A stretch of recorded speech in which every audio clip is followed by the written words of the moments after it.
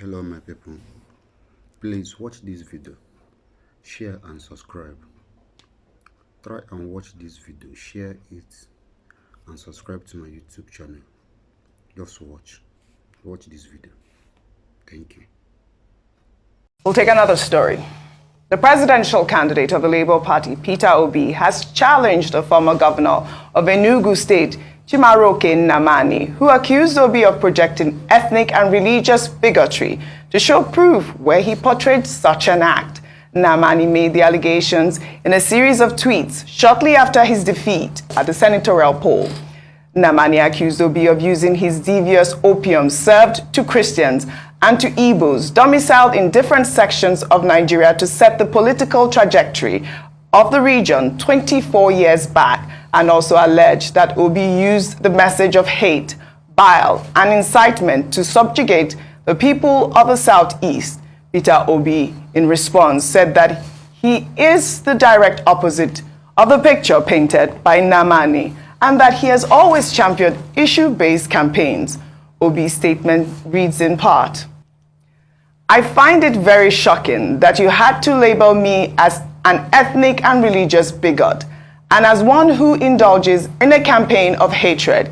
In this instance, I like to state unequivocally that I am the direct opposite of what you said in your statement and what my campaigns have been. I want to believe that my dear older brother must have mistaken me for someone else, because in this campaign, I have consistently championed issue-based campaigns and maintained so, even using illustrations and data to buttress my position, to the extent that I have been accused of using data wrongly, and media houses had to create fact-check desks just to monitor and address issues I raised during campaigns." For that one, he got that right. Yeah. You know that was Peter Obi's rhetoric the whole time. Go and verify. Wow. But I mean, I think that it is quite irresponsible for Mr. Chimaroke Nnamani to have put out that tweet. I don't know if we can pull up those tweets that he sent after he lost his senatorial seat. Ayo. All right, so that's his tweet.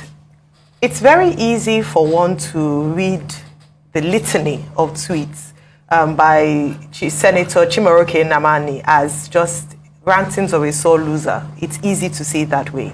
Because, and I'm glad that Mr. Peter Obi responded to the series of tweets, because Senator Nnamani projects himself as a Bano and a statesman and says that he's a leader, particularly from the Southeast. However, his statements or the things that he has said and his actions have not been statesmanly. When you make allegations or you say things that are heavy, like what he's accused Mr. Peter Obi of doing, it is important that you come with facts. And then, unfortunately, he came to, or he's speaking to someone who is a fact checker, so he verifies facts himself.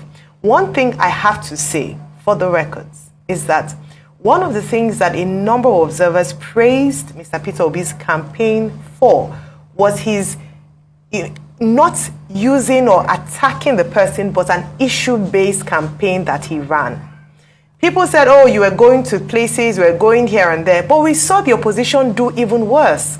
And following that, I mean, Lagos State example is one. The Lagos State governor, after they had accused Mr. Peter Obi of going to churches, who then became a church greeter at the end of the day. These are examples that we see and we think, okay, you cannot accuse one man of doing something and then you go on and use the same strategy because it was not. But it's the people who are saying that it's not for people like you. Don't go home if you're not from this, if you're not going to, from this tribe, if you're not going to vote, are the real people that Senator Nnamani should be speaking to. And you made that point, really, because I'll take some reaction. Let me take just one from Sandra, who wrote, there's only one candidate that said, Emi Lokan, Yoruba Lokan, and topped it off with a same faith ticket. That candidate ran on entitlement, ethnicity, and religion with his full chest. That person is not Peter Gregory Obi.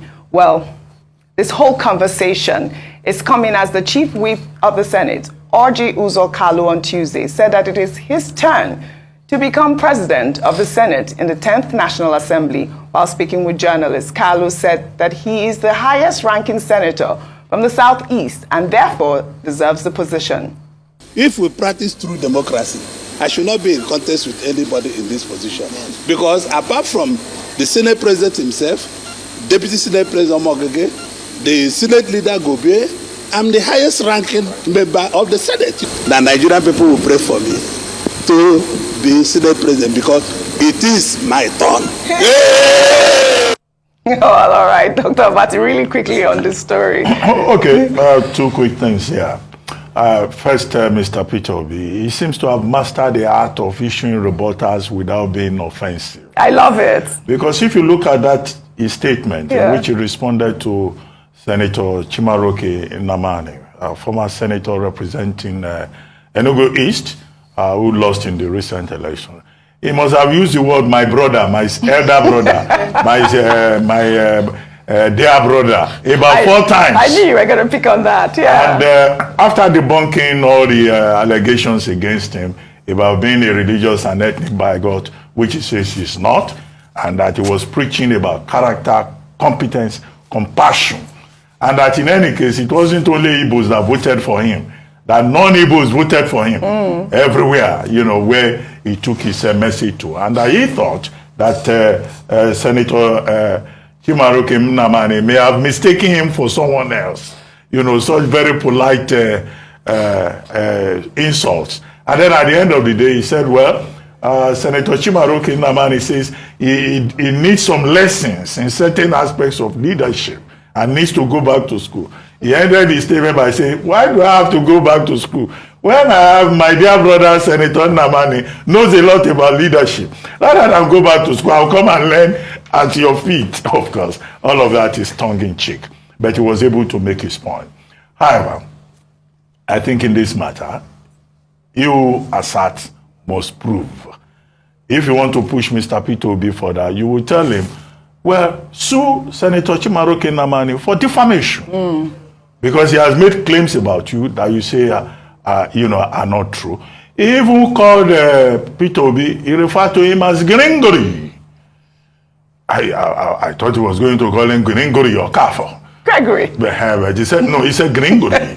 That's what he wrote, you know, which is also like, you know, a slur, almost dismissing him as a comedian, you know. But what we can just appeal for is that, look, political leaders, people that people look up to, should just try to be very civil with one another. You see there, Peter Gringori, playing with his middle name. How he has set Igbo political trajectory 24 years back. Not many people will agree with that. If anything, with the obedient movement, he has further promoted, you know, not just Igbo interest, the interest of those who want change in Nigeria, because he consistently said he's not an Igbo, he's not seeking to be Igbo president. He wanted to be president of Nigeria. And to go to Senator Orji Kalu, the chief whip of the 9th National Assembly, where he says he wants to be, you know, Senate president, and that in fact the Senate presidency should be brought to Igbere, his community in Abia, and that he should be brought to his family, because as a ranking senator, it is now his turn. Yeah. Emilokon. You know, so this Emilokon is a confirmation of the nature of Nigerian democracy. I mean, Nigerian democracy is turn by turn. It's turn by turn. I hear now that, in fact, one developing scenario is that when people see a beautiful lady, they just call her and say, ah, my friend, you look good, Emilokon. It's my turn. Okay, doctor. So that is what you get, you know, but this turn by turn should not be the emphasis, particularly in political leadership, in public service. The emphasis should be on service, should be on capacity to deliver. But the APC has not yet zoned the offices. We are hoping that the leadership of the 10th National Assembly of Nigeria will be on the basis not just of political advantage, but on the basis of competence, of ability, of readiness to serve Nigeria. And that 10th National Assembly will not turn out to be another rubber stamp assembly. All right. We'll take another story. In the wake of the rhetoric from